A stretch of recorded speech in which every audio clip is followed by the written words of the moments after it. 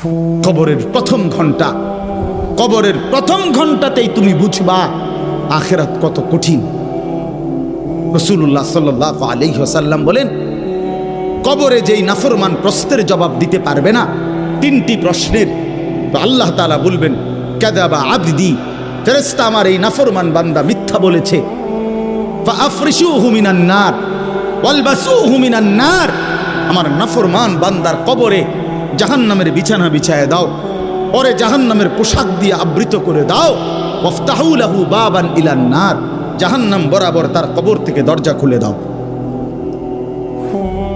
কবর খুলে দাও। ওফো, আল্লাহর নবী সাল্লাল্লাহু আলাইহি ওয়াসাল্লাম বলেন, তখন কবর তারে, ফেরেশতা যখন তাকে রাইখা যাবে, কবর তারে ডান দিকের মাটি বাম দিকে একটা চাপ দিবে, বাম দিকের মাটি ডান দিকে চাপ দিবে। আল্লাহর কসম, নবী বলছে হাত্তা তাখতালিফা আদলাউহু, ডান পাশের হাড্ডি এবং এই পাজরের হাড্ডিগুলো করকর করে ভাঙ্গা বাম দিকে চলে যাবে, বাম দিকের গুলো ডান দিকে চলে যাবে। ভাইয়া আমার, তুমি তোমার উপরে রহম করো। বাপ আমার, আপনাদেরকে বলি, হারামের টাকা উপার্জন কইরা, সুদের টাকা, কিস্তির টাকা, ঘুষের টাকা, ওজনে কম দেওয়া টাকা, হারাম ব্যবসার টাকা, বাটপারি সিটারির টাকা দিয়া বংশ, ফ্যামিলি, স্ত্রী, সন্তানের জন্য রাইখা যাইয়েন না। ওরা আমনেরে বরবাদ করবে, আপনি নিজেও বরবাদ হইলেন, ওরারও বরবাদ করবে। শুধু শুধু শুধু শুধু আপনি মূল্য পৃথিবীতে কামাই রোজগারই থাকবে, আর পৃথিবীতে যেত রোজগার থাকবে আপনার ফুতেই কামাই করতে পারবো। আপনি হালাল ভাবে যে দূর পারেন করে দিয়েছে, বাকিটা আপনার ফুতে করবে। না পড়লে মরে যাবে, অসুবিধা কি?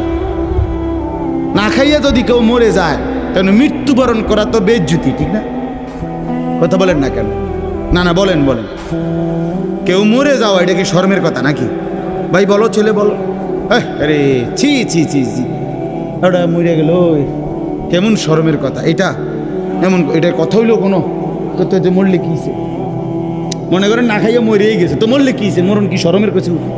তো বাপ দাদা 14 গোষ্ঠী মরছে, তো আমি মরলে শুনি?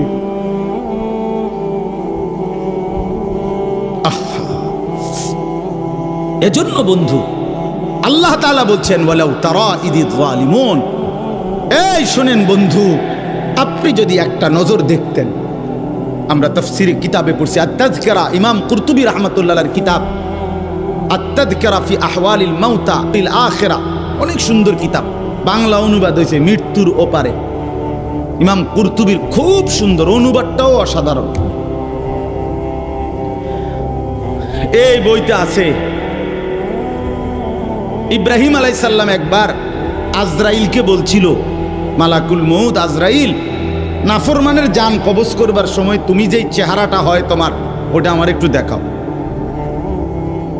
মালাকুল মউত আজরাইল বলছিল, হে আল্লাহর নবী, কসম আপনি এটা দেখতে চাইেন না, আপনি সহ্য করতে পারতেন। ইব্রাহিম আলাইহিস সালাম বললেন, না মা আজরাইল, আমি এটা দেখুমই, তুমি আমারে দেখাও একটা নজর।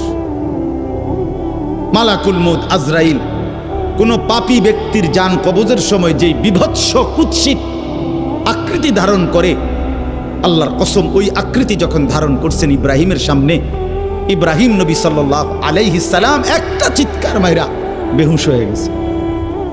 লম্বা সময় পরে যখন হুঁশ আসছে, তো আমি নিজে পড়ছি কিতাবে, আরবি কিতাবে, ইব্রাহিম আলাইহিস সালাম আল্লাহকে বলছে, আয় আল্লাহ, আপনার জাতের কসম মাওলা, কোন নাফরমান পাপী তার কবরের আযাব, আখিরাতের আযাব, জাহান্নামের আযাব কিছুই লাগবে না, শুধু মালাকুল মউত আজরাইলের এই বিভৎস দৃশ্য যদি সে একবার দেখে, তো তার 60 বছরের নাফরমানির শাস্তির জন্য এটাই যথেষ্ট।